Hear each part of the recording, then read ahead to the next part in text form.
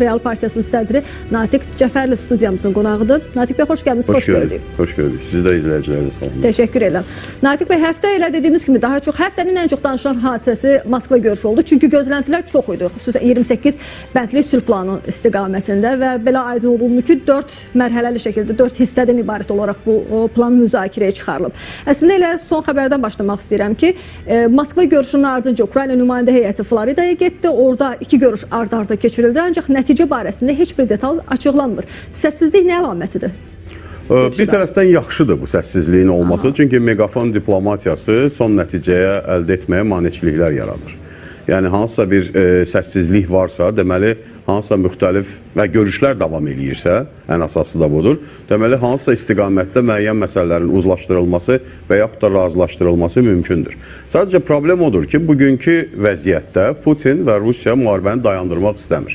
Çünki düşünür ki, üstünlük onun tərəfindədir. Yəni, iyun 22-ci ilin müharibə təzə başlayandan sonra İstanbul sammitində olan, danışıqlarında olan vəziyyətlə Rusiyanın indiki Rusiyaya təklif olunan şərait arasında nə qədər ciddi fərq var, Rusiyanın lehinə təəssüf ki, nə qədər ciddi fərq varsa, Putin düşünür ki, 3 aydan sonra biz irəlilədikcə bizə daha çox güzəştli bir planla gələcəklər. Yəni, əsas problem buradadır. Və Ukraynanın da, o cümlədən Avropanın da əsas problemi ondan ibarətdir ki, müharibəni davam etdirməyin sərfəli olmadığını Putinə, belə deyək də, müharibə şəraitində sübut eləyə bilmir. Yəni, orada çox ciddi zərbələr olmalı. Söhbət Rusiyanın içərisində vurulan hansısa infrastrukturla vurulan zərbələrdən getmir. O da təbii ki, ciddi... Yəni, Rusiya dayandırmağı tam hiss eləmir. Əlbəttə, yəni o ciddi ziyan vurur iqtisadi... Kimin günahıdır bu?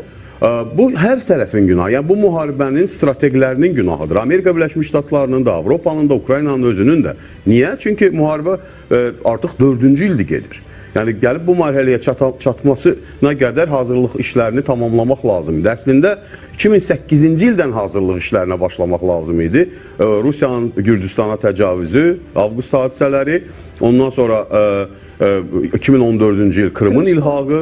Bundan bugünə qədər, yəni bax bu bir günün, 2 günün işi deyil ki, 4 ildə də müharibə gedir. 4-cü ildə müharibə gedir, fevral ayında 4 ili tamam olacaq. Yəni bu vəziyyətə hazır olmayan tərəf kimdir? Görünən odur ki, Avropa Birliyidir, Ukraynadır, Amerika Birləşmiş Ştatlarıdır.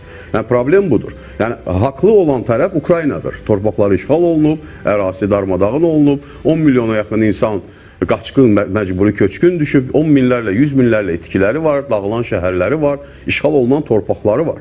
Amma təəssüf ki, elə bir dünyaya gəlib çatmışıq ki, haqlı olmaq həm də üstün olmaq demək deyil. Beynəlxalq hüquq artıq işləmir.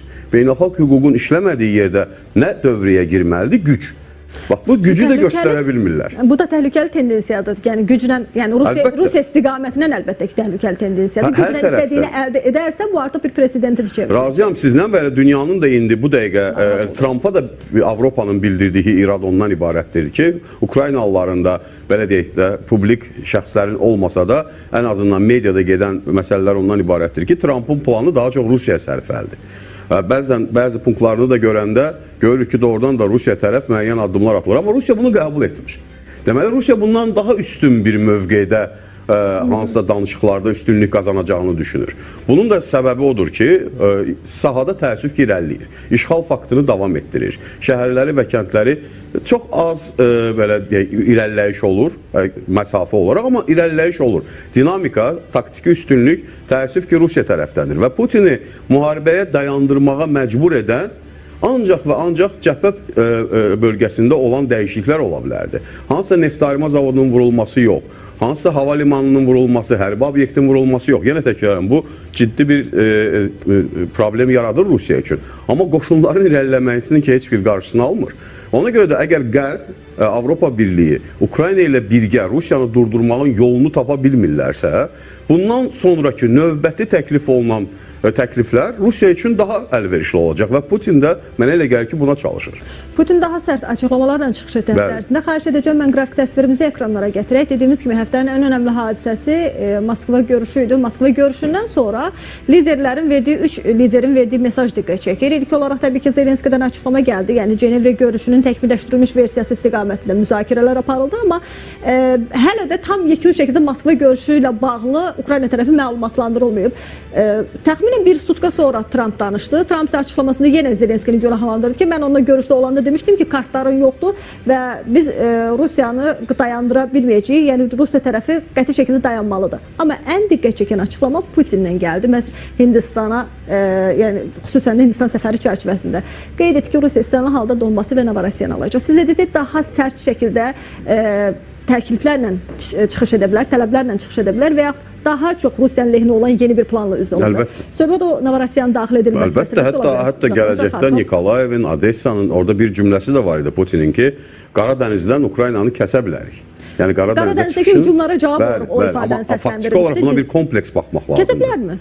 Çətin indiki Odessa məsələsi illərdir var. 4 məsələ gedir. Odessaya çıxışı dayandırmaq istəyirdi. İndiki şəraitdə təbii ki, gərək onda Rusiyada tam səfərbərlik elan olunsun. Bütün hamı hərbiçilər, yəni milyonlarla insan orduya yazılsın. Görünən odur ki, Putin bunu da istəmir. Çünki sanki Rusiyada bir qəribə müharibə gedir də, belə desək, belə demək mümkünsə, muzluların müharibəsidir. Birbaşa xalqa təsiri o zaman olur ki, hava limanları hardasa bağlı olur. Yəni bir neçə saat uça bilmirlər. Hətta mən çox qəribə video çarxlar da görürəm. Müharibənin 4-cü ilidir. İnsanlar etiraz eləyirlər hava limanından uça bilməyəndə ki, nə baş verir ki, biz niyə uça bilmirik? Etiraz eləyirlər. Hətta yəni onu belə qavramaq istəmirlər. Yəni çox qəribə bir müharibə gedir. Ukrayna xalqı iliyinə qədər müharibəni hiss eləyir. Çünki vurulmayan nöqtəsi yoxdur. Şərqindən ta qərbinə qədər, Lvova, Ivano-Frankovskaya qədər hər gün raket hücumları, dron hücumları, Ukraynanın ailələrin yaşadığı binalara belə hücumlar olur. Amma sərhədyanı bölgədən başqa, Rusiya ilə Ukrayna sərhədyanı bölgəsindən, məsələn, Kursk, Belgrad, Voronezh bu bölgələrdən başqa iç Rusiyada bu müharibə hiss olunmur. Ona görə də Putin də istəmir ki, bu da çox hiss olunan bir müharibə olsun. Yəni tam səfərbərlik elan olunsun, milyonlarla əskər çağırılsın, bunu bir vətən müharibəsinə çevirsin. Bunu istəmir. Çünki bununla bağlı çox ciddi daxildə də narazılığın olması ehtimalı var. Bu müharibə başlayandan bircə dəfə səfərbərlik elan olundu 2022-ci ildə. Xatırlayın, 1 milyona yaxın Rusiyalı Rusiyanı tərk elədi. Yuxarı Lars, Gürcüstan sərhəddi. Demək olar ki, bir neçə gün belə növbələr, günlərlə, sutkalarla orada insanlar növbə gözləyirlər ki, sərhədi keçsinlər. Yəni bu müharibənin özəlliyi Rusiya üçün, Putin üçün ondan ibarətdir ki, muzlularla aparır, yəni maaş verir, çox yüksək maaş verir. Onların hesabına da ordunu belə deyək, kasıb əhali iş yeri tapmayanda orduya yazılır, gedirlər, vuruşurlar və onların hesabına irəliləmək mümkün olur. Çox böyük itkilər olurmu? Olur. Amma Rusiya üçün insan həyatı tarixində baxsaq, bir son imperiya tarixinə baxsaq, heç vaxt o əhəmiyyətli olmayıb da. İstəyir Çar dövründə, istəyir Stalin dövründə, istəyir indiki dövrdə, fərqi yoxdur. Ona görə onlar insan həyatını o qədər də önəmsəmədən irəliləyirlər. Ukraynanın problemi ondan ibarətdir ki, resurslar tükənir. Xatırlayırsınızsa, Zaluzhny Londona təzə səfir təyin olunanda böyük bir məqalə yazmışdı və məqalənin adı bundan ibarətdir. Səhv eləmirəmsə, Wall Street Journal-da çıxmışdı həmin məqalə ki, bu resurs müharibəsidir. İnsan resursu, iqtisadi resurs və hərbi resurs. Təəssüf ki, iqtisadi və hərbi resursu təmin etmək olar. Yəni Ukraynaya yardımlar arta da bilər, müəyyən dərəcədə pul da verə bilərlər, silah da verə bilərlər, necə ki bugünə qədər yardımlar olur. Amma insan resursunu bərpa eləmək, insan resursunu Ukraynanın daxili hesabını həll etmək artıq mümkün olmur. Və problem də ondan ibarətdir ki, Ukraynanın zəifliyini görən və son zamanlarda bir korrupsiya skandalları ilə bağlı Ukrayna daxilində çox ciddi bir belə deyək, ilk dəfədir ki, müharibə başlayandan Zelenskiyə qarşı əlbəttə amma açıq belə deyək də, açıq müxalifət Zelenskinin əleyhinə açıq danışmağa başlayıb. Radanın tribunasını bloklayırlar, onun istefasını tələb edənlər var. Yəni ilk dəfədir ki, daxildə də belə bir problemlər var və Rusiya da bunu görür. Rusiya bunu gördüyü üçün indiki 27, 28, 29 fərqi yoxdur, hərə bir rəqəm səsləndirir. Bu bəndlərlə bağlı hansısa qərara gəlməkdənsə 2 ay, 3 ay, 5 ay gözləyib daha yaxşı təklifləri qəbul etməyi düşünür Putin. O ki qaldı, ümumiyyətlə Amerika-Rusiya arasında gedən danışıqların predmetinə mənə elə gəlir ki, Ukrayna məsələsi hardasa orada 20-25%. Yəni ən yaxşı halda 1/4-dir. Yerdə qalan bir çox məsələlərlə bağlı artıq anlaşmalar var. Bu görünür. İqtisadi məsələlərlə bağlı var, enerji məsələləri ilə bağlı var. Yəni Amerika və Rusiya arasında anlaşma var. Söhbət Rusiya ilə Amerikadan gedir. Yəni bu anlaşmalar var demək olar ki və yaxın gələcəkdə biz bunu görəcəyik. Amma məhz Ukrayna məsələsində anlaşmaya Putin tərəfi, yəni Rusiya tərəfi daha doğrusu ona görə anlaşmaya getmək istəmir ki, Trumpın əsas qayəsi müharibədə kimin qalib gəlməsi deyil açığı. Əsas qayəsi müharibəni dayandırmaqdır. Yəni mən bir növbəti sülhə nail olmaqdır, növbəti atəşkəsə nail olmaqdır. Baxın, əgər məqsəd dayandırmaqdırsa, atəşkəsə nail olmaqdırsa, əslində bu da Ukrayna tərəfinin istədiyi ondan ibarətdir ki, atəşkəs əldə edilsin, daha sonra ərazi məsələləri və yaxud tərəflər hansı istiqamətdə razılaşacaqlarsa ora çəkilsin. Bunu da Rusiya tərəfi qəbul edə bilər. Yaxşı, indiki variantda ən optimal çıxış yolu nədir? Çünki Ukrayna deyir ki, mən ərazi itkisi ilə razılaşmayacağam. Putin isə deyir ki, Donbası ya danışıqlarla ya da hərbi yolla əldə edəcəm. O zaman burada ki, hansı tərəf məcbur ediləcək? Məcbur ediləsi faktor sahada olacaq. Cəbhə xəttində. Onun üçün də o da dəstək lazımdır. Dəstək lazımdırsa gəlib vuruşmaq istəyən insanlar lazımdır. Canlı qüvvə deyirsiniz Ukrayna tərəfdən. Ukrayna tərəfdən gəlib birbaşa vuruşan. Məsələn, necə ki, Şimali Koreya Rusiya ilə müqavilə bağladılar, gəldilər, vuruşdular. O zaman Ukraynanın müttəfiqləri Rusiyanın müttəfiqləri qədər cəsarətli deyil. Cəsarətli deyillər və bu müharibədə Ukraynanın daha 2-3 il dözməsində ona görə maraqlıdırlar ki, Avropa Birliyi öz doktrinasını, hərbi və strateji doktrinasını yerinə yetirə bilsin. Yəni maraqlıları ondan ibarət. Çünki çox gecikiblər, fil yuxusundaydılar, qış yuxusuna getmişdilər. Halbuki Rusiya ayı deyirlər, amma elə məlum olur ki, Avropanın özü qış yuxusuna getmişdi. Nə 2008-ci il ayıltmadı, nə 2014-cü il ayıltmadı Avropanı, nə 22-ci il belə ayıltmadı. Yəni indi başlayıblar orduya pul ayırmağa, silahlanmağa pul ayırmağa, ordunu yenidən qurmağa. Amma bilirsiniz, indi yeni bir nəsil yetişib Avropada artıq. O zoomerlər deyirlər, onlara vuruşmaq da istəmir. Onlar vuruşmaq istəmir. Bu yaxınlarda sorğu oldu. Bilməm, gördünüz, görmədiniz. Avropa tamamında demək olar ki, sorğu keçirdiblər. Yəni, böyük əksəriyyəti Rusiya, həm öz ölkəsinin Rusiya müqavimətinə inanmır. Daha böyük əksəri, yarıdan çox isə vuruşmaq istəmir. Ümumiyyətlə, müharibə istəmir, orduya getmək istəmir. Binəy qədimdən insanlıq tarixində təhlükəsizlik zəmanətli, yeganə, belə deyək, dayağı əlində silah olan əskərdir. İstənilən ölkənin. İstəyir kiçik olsun, istəyir böyük olsun. Bax, bu həmin əlində silah duran əskər Ukraynanın yanında vuruşmalı idi bugünə qədər. Başqa adlarla da ola bilər. Mən Avropada da olanda bir çox diskursiyalarda bununla bağlı mübahisələrimiz olurdu. Avropalılar deyir, biz demokratik ölkəyik, biz Şimali Koreya deyilik. Təbii ki, deyirlər. Biz belə qərarlar verə bilmərik. Seçici var, seçki var. Növbəti seçkilərdə bizi heç kim dəstəkləməz. Mən anlayıram bu argumentləri. Amma heç şərt deyil daxı ki, hansısa bir ölkənin ordusu olsun. Məsələn, Fransız Legionu adlı bir yarı dövlət, yarı özəl bir təşkilatdır da. Afrikada vuruşublar, Asiyada vuruşublar. Ona bənzər bir Ukrayna Legionu yarada bilərdilər. Heç dövlətdən birbaşa asılı olmayan, necə ki, Rusiya da bunu eləmişdi. Prigojinin Wagner dəstəsi bugün də fəaliyyətdədir. Düzdür, artıq o gücündən deyil, amma var idi belə bir şeylər. Onu belə eləmədilər. Və nəticə itibarilə bugün Ukraynanın əsas problemi onunla yanbayan, çiyin-bəçiyin dayanıb vuruşa bilən insanların, orduların olmamasıdır. Və bu da Putinə kifayət qədər ciddi güc verir. Düşünür ki, yenə təkrar edirəm, İstanbulda çox pis idi bizim üçün, yəni Rusiya üçün, elə düşünürlər. İndi biraz yaxşıdır, amma 5 aydan sonra biz Donbası da alsaq, Novorossiyanın bir çox torpaqlarını da alsaq, onların dili ilə desək, daha yaxşı şərtlərlə gələcəklər, artıq razılaşacaqlar. Mən anlayıram ki, hamı da məsələn Trump'ın planını da tənqid edir, dünya mediası da tənqid edirlər ki, Rusiya daha çox meyilli bir plandır. Amma bir anlıq düşünək də, Trump tutalım 28 bəndin əvəzində 3 bənd yazardı. Yazardı ki, Ukraynadan Rusiya ordusu çıxmalıdır, 91-ci il sərhədləri bərpa olunmalıdır və Krım Ukraynaya qayıtmalıdır. Ən yaxşı Ukrayna üçün ideal bir plan. Amma deyirsiniz, işləməyəcək. Kim yerinə yetirəcək onu?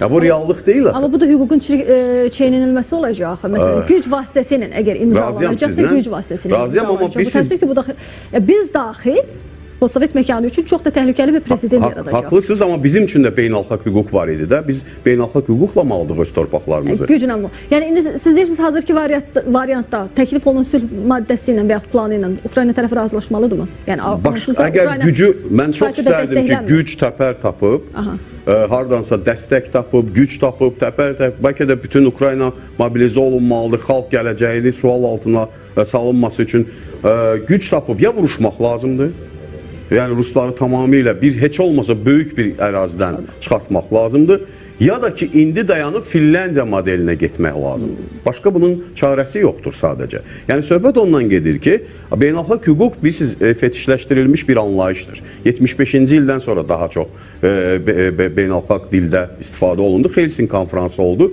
İkinci Dünya müharibəsinin qərarları və yaxud da vəziyyət Helsinkidə razılaşdırıldı. İlk dəfə idi Almaniya Demokratik Respublikası, yəni Şərqi Almaniya dünya tərəfindən 75-də tanındı. Necə ki Sovet cəbhəsi də Almaniya Federativ Respublikasını 75-də tanıdı.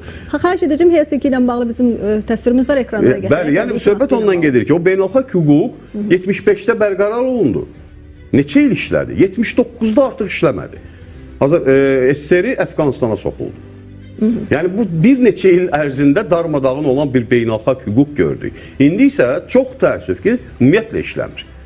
İndi yeni bir bütün Ukrayna ətrafında gedən hadisələr, Tayvan ətrafında gedən hadisələr, Afrikada gedən, Venezuela ətrafında gedən hadisələr, bütün bu hadisələr onu deməyə əsas verir ki, artıq yeni bir oyun qaydalarına, ən azı heç olmasa 20 il, 30 il, 40 il işləyə biləcək yeni bir oyun qaydalarına ehtiyac var. Və Putinin də əsas istəyi tək Ukraynanın torpaqları deyil. Həm də əsas istəyi ondan ibarətdir ki, gələcəkdə bu masa qurulanda ikinci Yalta adını qoymaq olar, ikinci Potsdam adını qoymaq olar, fərqi yoxdur. O masada əsas tərəflərdən biri olsun və dünya əgər təsir dairələrinə bölünəcəksə, öz təsir dairəsi daha geniş olsun. Burada Rusiyanın zəif tərəfi ondan ibarətdir ki, müharibə davam etdikcə o Çindən o qədər asılı vəziyyətə düşür ki, iqtisadi, hərbi, siyasi, artıq o masada Çinin yanında Çin kresloda otursa onun yanında kiçik bir stulda oturan bir ölkəyə çevriləcək. Və ona görə də Amerikadan əl çəkmək istəmir Rusiya. Amerika ilə daha sıx əməkdaşlıq etmək istəyir. Çinin baskılarını və Çindən gələn təsirləri Amerika ilə neytrallaşdırmaq istəyir. Amerika da istəyir ki, Çinin yanında yox, Rusiyanın yanında. Rusiya Amerikanın yanında olsun. Ən azından neytral olsun. Və bu günə qədər Avropa Birliyi, Çin, Hindistan nə qədər Rusiyanın resurslarından istifadə ediblərsə, indi də Amerika Birləşmiş Ştatları istifadə etmək istəyir. Təəssüf ki, burada Ukrayna xalqının əzabı, əziyyəti ikinci plandadır. İndi burada bir sual yaranır məndə. Yəni Trump burada hər şeydən öncə, yəni hər şeydən əvvəl Amerika bu məqsədlə çıxış edir. Bütün addımlar da buna doğru yönəlib. İndi Avropa ölkələri də hazırda görür ki, yəni gəlin etiraf edək və yaxud Ukrayna belə deyək, görür ki, Amerikaya çox da kürək sökmək nəticə vermədi. İndi biz Mərkəzi Asiya ölkələrinin Amerika ilə yaxın münasibətlərini görürük ki, Azərbaycan da əslində bu yolda irəliləyir. Bu bizi məsələn gözümüzü qorxutmazmı? Yəni Ukrayna bu vəziyyətdə qoyuldu. Yəni, səhərsi gün Rusiyanın hər hansı bir addımına qarşı Amerika bizim arxamızda dayanacaqmı? Bu yeni qoşulmalar üçün və yaxud yeni birliklər üçün? Əlbəttə elədir. Bu problem var, amma onun əksi də var da. Bugün Suriyada Rusiya məğlub oldu. Liviyada məğlub oldu. Bugün Moldovada məğlub oldu son seçkilərdə.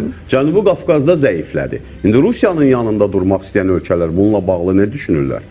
Rusiyanın dəstək olması istəyir. Yəni dünya belə qəlizdir. Ya siz düşünürsünüz məsələn Rusiya bir də Cənubi Qafqazda əvvəlki kimi güc sahibi olmayacaq? Məncə yox. Əgər Ukraynadan qalib çıxarsa? Məncə yox.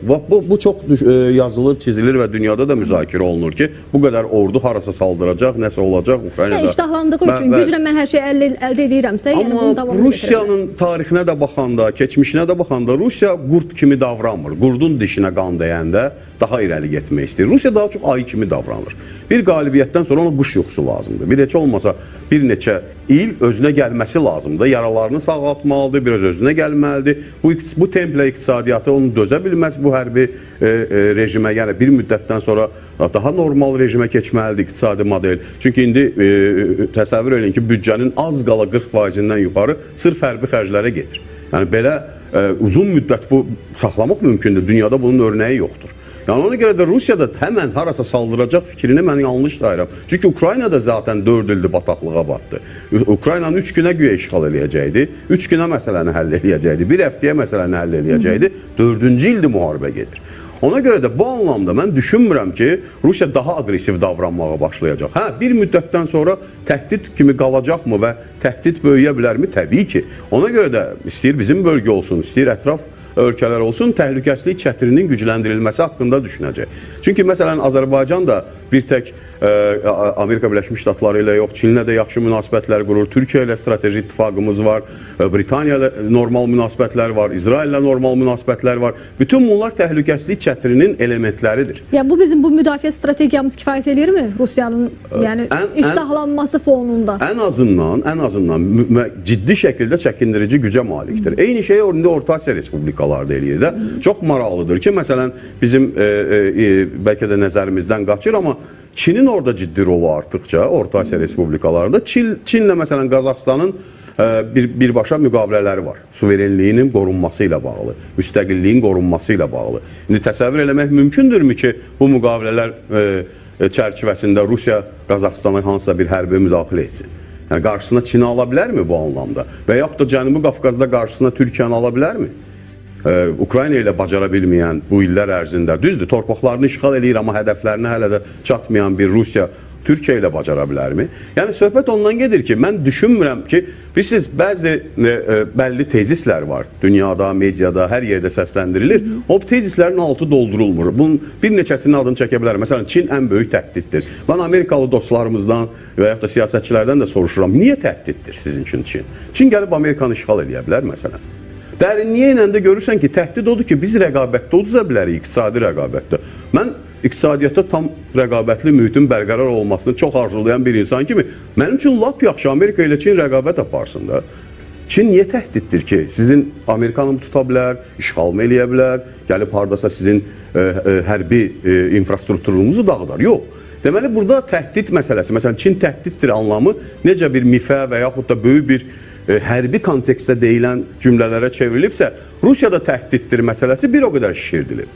Rusiyanın 4 illik Ukrayna müharibəsində nələrə tırnaq içində qadir olduğunu hamımız gördük. Yəni onu şişirtməkdənsə təhdidi doğru düzgün qiymətləndirilib, ona hazırlaşmaq lazımdır.